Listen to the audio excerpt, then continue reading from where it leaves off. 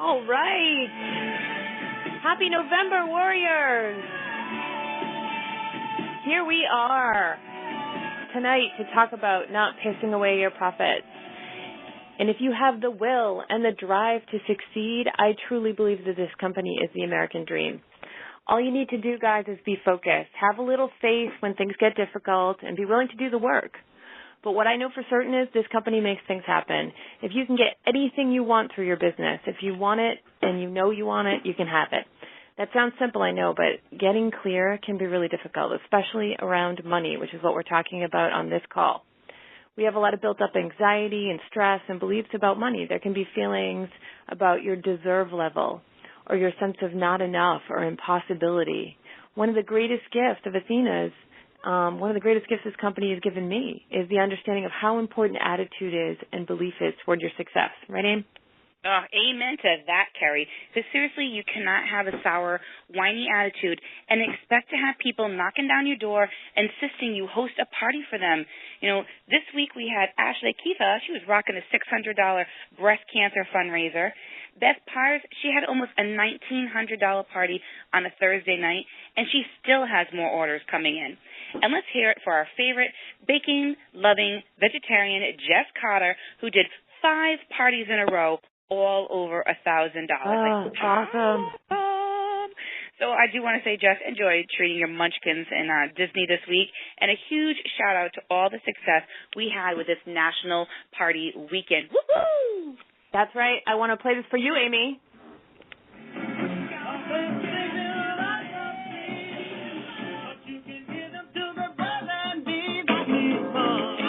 That's right, because Miss Goddess 69, I think you have forgotten to mention your $2,400 party. Gangsta. Congratulations to you, my friend. You need money. Thank you, baby. That was an incredible feeling. Now, speaking of an incredible feeling, many people, including myself, tend to get overwhelmed and do not know exactly where to start when you speak of getting clear. I picture that I have to put on yoga pants, light incense, and hum. Well, okay, humming not necessary, although I would like to see the yoga pants.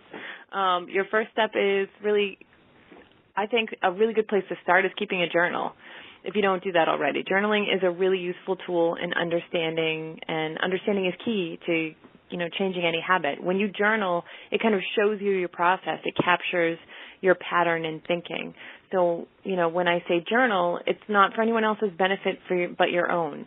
So do it thoughtfully, do it with an open heart. Sit down, really think, really open your mind and think about what you want, what you're trying to get from your business, and I think you might get some real answers. So some things to think about, some things you can even journal about is, if I gave you $50 right now to spend on anything you wanted, what would you spend it on? And kind of jot it down. If I gave you $500, what would you spend it on? What if I gave you $1,000? What if I gave you $10,000? How easy is it for you to answer those 4 questions? What is your one thing? What is the thing that would make you look at your life, at your future, at who you are as an individual differently? Is it a trip? Is it a piece of jewelry? Is it education? Is it paying some huge looming debt? These things are possible with planning and positive thought. And I appreciate that you are not going to stand up here, Kerri, and tell everyone, if you throw fairy dust in the air and clap your hands together 3 times, you will get everything you want. There needs to be some action. That's right. There has to be action. Right. But the positive thought allows you to feel and plug into what might be possible. It motivates the action. So the whole reason that we've evolved as a species is one word. It's imagination. We as human beings are able to consider what might be possible. What if we planted crops? What if we built this machine? What if we could fly? These are grand examples on a grand scale, but all of them, every single one of them, including all of your businesses, started with a single thought. What would my life be like if I was a goddess? What would my life be like if I was an Adonis? Thoughts are powerful things. Your thoughts become your words become your beliefs, and your beliefs really become your reality. So I always say thoughts become things, so choose them very carefully because you're not stuck. You're not. I promise you. All you need to do is decide right now to do it differently. So today I want you to think about deciding to do it differently. I want believe that things can be better than they are right now, that you can have what you want, that you are in control. Things don't happen to you. You make things happen. And I want you to get clear about what you want and to make that your focus. I would like you to create a visual of some kind. If you're still looking at your dream board, awesome, congratulations. Nobody makes it to November. Good for you. Add to it. It's not a static project. You can always be adding to your dream board. If not, get something that symbolizes this goal and put it where you work. Make it your screensaver. Anything that puts it in your face, put it on your phone. And I want you to take steps in your business, and I want you to step into your business every day toward that one thing. That's a good point, because I'm sitting here saying, how many of our warriors are still looking at their dream boards from January? Or do you think many of them threw them in their closets when things are going their way, or how they planned, or should I say how they wished? Right. People say dreamers are flaky and not in reality, but I'll tell you what, it takes some real focus and power to dream, especially in the face of adversity, and especially when things seem like, they're not going to go your way, that there's no way it can happen. One of my favorite quotes by Rumi, for those of you guys who are on my Facebook, you see I post Rumi quotes all the time. As you walk out onto the way appears. I love that because it tells you don't have to have all the answers, right? You just have to take action. You have to be going in the right direction, like the ducks in a row. When a mama duck starts to move out and she's got all these baby ducks behind her, she doesn't stop and get them all in an orderly fashion and then begin to walk. She starts to walk, and then the ducks notice that she's moving and they move with her. Your big action step for me really is clarity. I want you to make time, make quiet, make space, and commit to making a dream without being afraid of it. And once you do that, you're going to be much more cognizant and aware of where your profit is going, because you're going to have a destination for that money instead of just having it fly around every place. Does that make sense, Aim? Yeah, it does. It does. Okay. All right. So getting away from kind of the dreamy stuff a little bit, guys, all of you warriors out there, listen up. Tell me if this sounds familiar. You spend the afternoon preparing your kit. You're, boiling your hot heart. You ask your partner for any ones before you leave the house, right? And you promise, I'll get them back to you later. Or you hit the ATM for change, but the ATM gives you 20s, so you stop at Dunkin' Donuts for coffee. I mean, you need the energy, and you know what? What the heck? You're there anyway. Might as well get a sandwich. So you leave well in advance of your parties just in case you get lost. And when you arrive in the general vicinity, you spend some time looking around, driving around the neighborhoods. You go in, you do a great party, you feel successful. So on the way home, you deserve a treat, right? Maybe that treat is a drink at your favorite pub, or meeting up with your friends to finish out the night, or maybe it's something as small as a cone from McDonald's. Either way, the moment you put your hand in that change bag, you are pissing away your profit. So now in one sense that isn't true, because you made money and you choose to spend it and you got something in return. So whether it was immediate satisfaction or food or nourishment or fun, there was something there. I am guessing you are hiding in the back seat of many warriors while they're out doing parties. Like Kerri's in the bushes, she's now in the back seat. It's like, how does she know about the ice cream cone from McDonald's? What I want to hear from you today, Kerri, is utilizing our businesses for more tactile, more solid, and measuring success. Because when you do a party, you get a desirable, outcome. What happens? You want to do another party, and you want to repeat that success. Right, because when we do parties, we make money, profit. So today we were talking about, helping you become more aware of where your money's going and using that profit for big things. So big dreams, big change, big steps in your life. I can remember really early on in my career when my husband, Aaron, was still a little skeptical about my business. This was like 7-8 years ago, and things were really tight. The kids were little, and I'd been laid off, and I was working nights at the mall. And when I started my business, my first party, my first night, my first show was $1,000. I was shocked. So I have all this money, and I hadn't had money in so long, not without asking for it, right? So that first night, that first party, I made enough money to buy my son a bike. And I can't tell you what that felt like after scrimping and saving and sacrificing, and just to be able to walk up and buy that bike knowing that that money was not coming from groceries or the electric bill. It made me feel like a good mother. It made me feel like a goddess. I was amazed at how easily that money came in.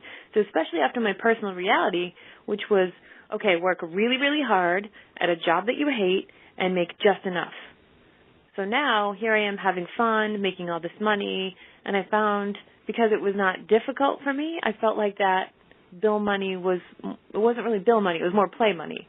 In fact, on more than one occasion, I actually would tell my husband that I didn't make much because I wanted to keep a little cash in my pocket. Big mistake. One of the things we need if we're going to be successful as business owners is a supportive partner. So what I realized is that I was creating an unsupportive partner by my own action. So this may seem a bit off topic, but I think it's really connected. So I want you to kind of take a deep breath, open your mind, and just kind of hear me out.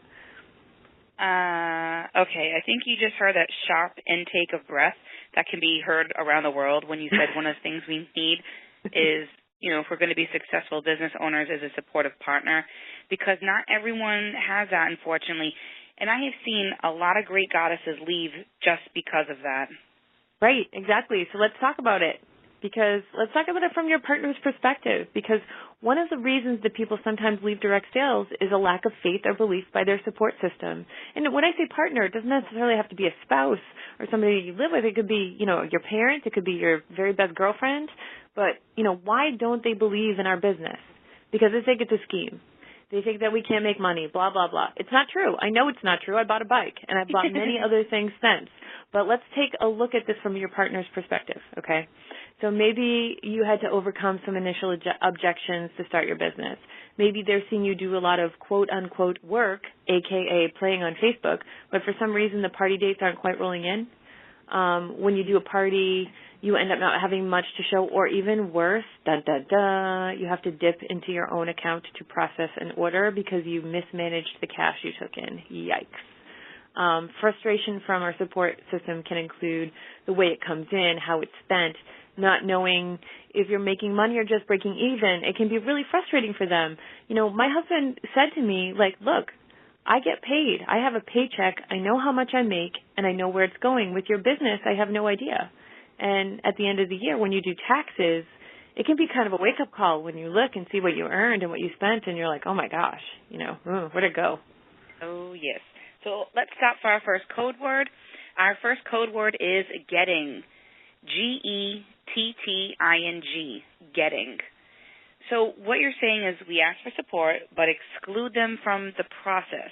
So having financial transparency where your party income is concerned will encourage stronger partner support? Yeah, exactly, because maybe your partner will have some brilliant idea about managing or improving a process. If you are thinking, oh, like hell, am I going to allow him to tell me how to do my thing? Well, I'm going to tell you, you're wrong. A smart business owner knows that she or he doesn't know everything. And getting the buy-in from your partner means it's so much easier. It makes your life so much easier. And, communicate the viability of your business. Wait a month for, if you're waiting a month for your check to come in, where does it go? Do they see it?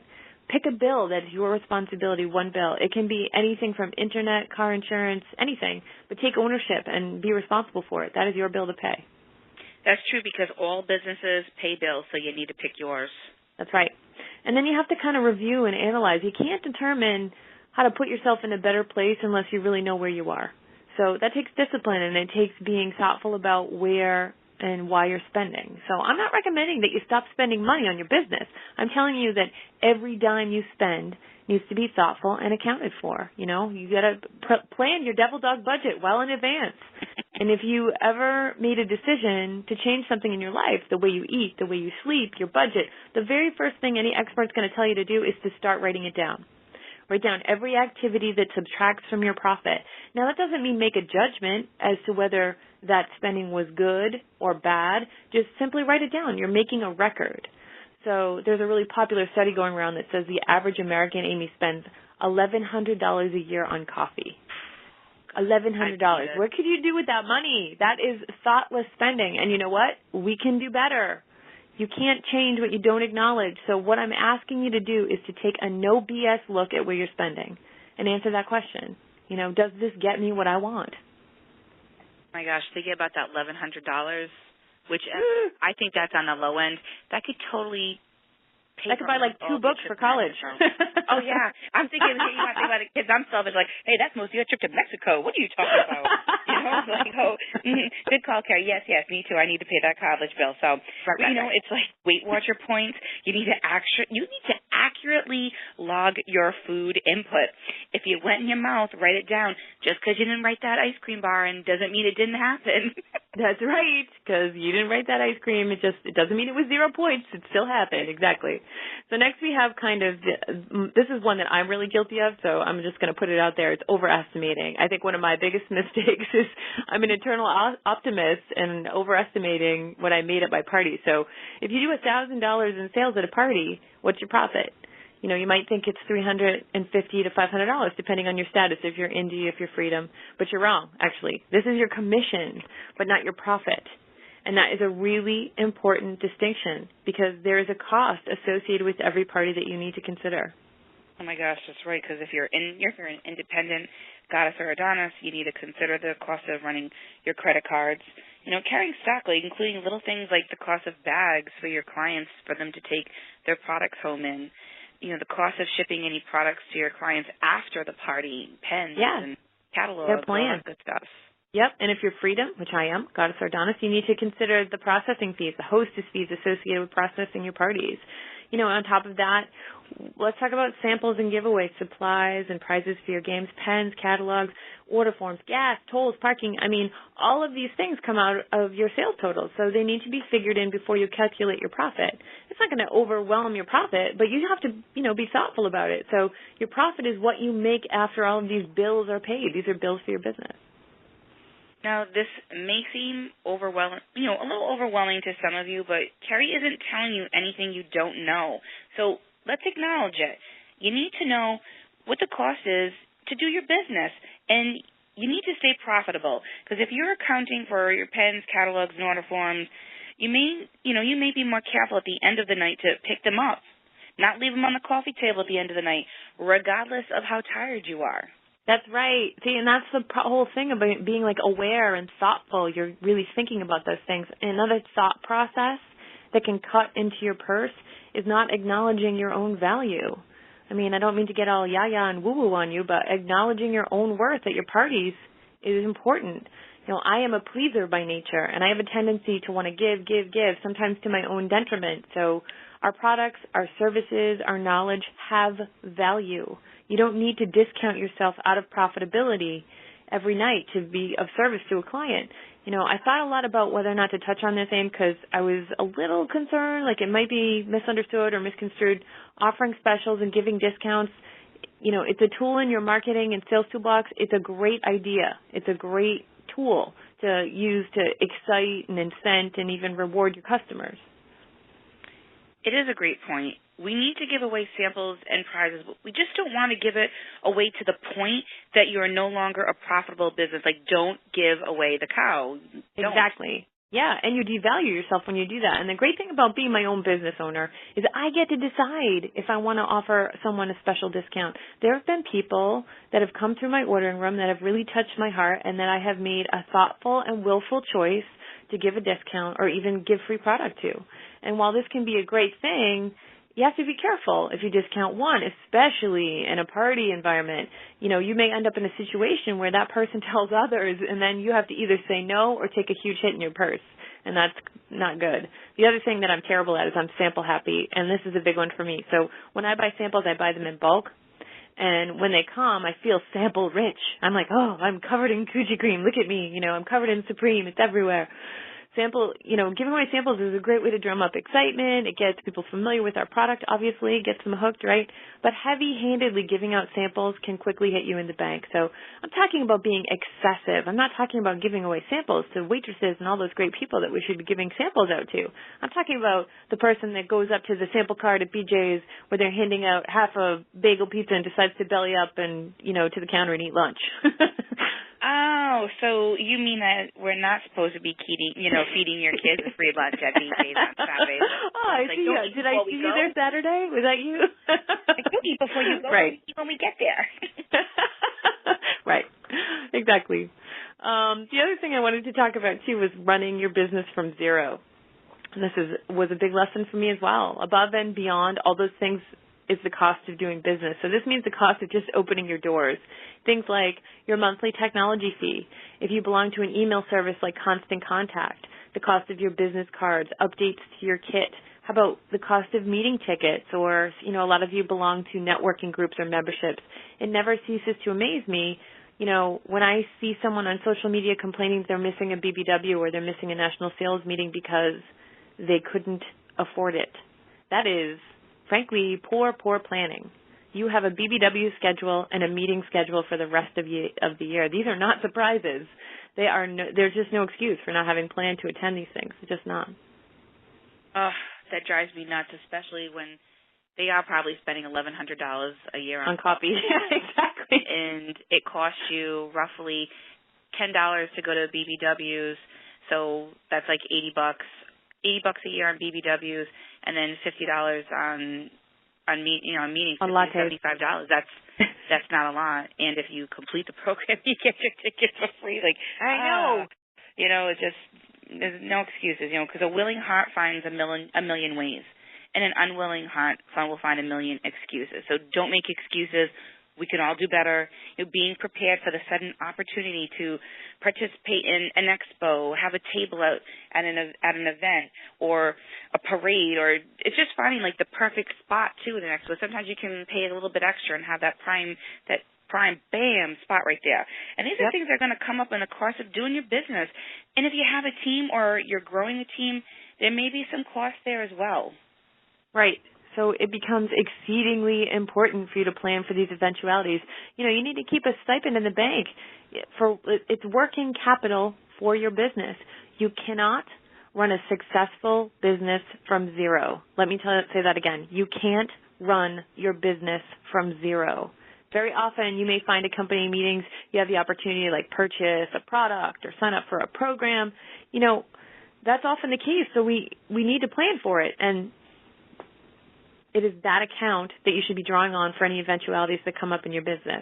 And having that account and using it only for business, it's going to ensure that you have a trackable, usable information place for, all your tax seasons as well. So when you close out your party, part of that should be leaving some, change for your next party. You should never have to hit the ATM for change. It should always be in your bag. Yes, exactly. Don't be spending it at Foxwoods. Always have your money bag ready. It should always ready to go. I always make sure. Yep, I always make sure I have my $50 in ones and fives so that I'm good, and that's it. Yep. So we need to talk about some areas where there might be some waste. These are the areas you may not even be considered that was a problem. Right. So wasted resources, and don't flinch. Again, we're just being honest about your spending. Okay, let's really look at what you're wasting money on. Cards you don't distribute. How many of you have purchased business cards and they're sitting in your drawer, not given out? This is the equivalent of buying a treadmill and hanging your clothes on it. So they are not adding to your profit, sitting in a drawer. Take them out, put them on your dresser, where you keep your deodorant. When you put on your deodorant, grab 5-10 cards, make sure you give them out during the day. And that way, if you forget to put on your deodorant, we probably don't want you giving out cards anyway. So win-win. Postcards that you never mail, any other marketing pieces you order but never send. Why? The same goes for the older versions of our catalogs. You should never be throwing away an old catalog. That is an opportunity to connect. Mail it to a customer with a nice handwritten note. Those catalogs are beautiful, and even when they're slightly outdated, they are still a powerful marketing piece. So throwing away a catalog is definitely pissing away your profit. That's right. You know that I love you. And when you say pissing away profit, I don't know why, but I immediately think of the old commercial, don't squeeze the Charmin. Oh, you just like my dirty talk. That's all. But seriously, the items that you pick up but never use in the course of shopping at the Christmas tree shop or at the dollar store, you see something and you think, oh, this is a great prop or a game or something, and then you never actually use it. Be thoughtful before you spend. Don't buy it unless you are sure you're going to use it. And same thing with the Constant Contact account. That you don't use, if you're paying for a service like MailChimp or Constant Contact and you're not using it, it's like paying for a gym membership you never use. And my advice is going to be the same. Use it or lose it. Meeting tickets you don't show up for, that's insane. I know we already talked about that, but so can I just tell you, show up. If you show up, you grow up, you learn, you expand, you get better. And you don't get any better by skipping. I'm thinking there's probably a bunch of people out there that have bags of stuff from the Christmas tree shop in the dollar store. Oh, this would be great. This would be great. And if they pulled it out and counted all those dollar things, they probably have anywhere from $75 to $100 just sitting there in their closets. And it's not making them any meeting money. Ticket. Yeah. Exactly. Mm-hmm. And I know right now people are adding to their supply orders. They're starting to think ahead for the holidays. Oh, this will make a great gift. But then it just sits there. Then they end up forgetting that they bought it. And, you're buying stuff for Christmas presents. Bring out that wrapping paper and wrap it up immediately. You're going to feel so much more accomplished, and you're using the things that you spent, right away. So another thing, too, Kerri, I want to talk about is, not taking care of your kit, leaving it in a hot car. First of all, we should know you never leave your kit in your car because that's how people get things stolen. But, throwing it into a box at the end of the night, too, can mean battery overheating, the toys touching and melting. So I don't care how tired you are. You got to get your stuff, you take it out of your car at night and bring it into your house. I mean, I've been there. Listen, we've all had that party where you're like, get me out of here. It's like, this is the worst party. I just want to be out of this house. And so you stuff all your stuff in your kit. You don't put it away carefully. And then you you drive home and you're irritated and you storm in the house and eat a devil dog because that makes you feel better. Or, if you're me. And, the kit gets left out. That's going to cost you. Procrastination can cost you. So if you're wasting time, you're wasting money, processing your parties. If you don't process them on time, particularly if you're Freedom, that's going to cost you a fee. You're going to incur your customer's wrath if you're indie because time is precious commodity and you need to spend it wisely in all areas of your life. Thank you, Kerri, because you're just a wealth of information. You really are. You. And I've loved having you all to myself for this awesome call. So how about you give out our warriors their 3 action steps? Absolutely. I was excited to be able to have action steps of my own this week. It's very exciting. Okay, so the number 1 is the one you don't want to hear the most, guys, which is don't run your business from zero. Every business needs to have a baseline to draw on, and yours is no different. So during the next 4 parties, I want you to take $25 of profit and put it in your account not to be touched. So that is your overhead fee, okay? You're going to start to create a base.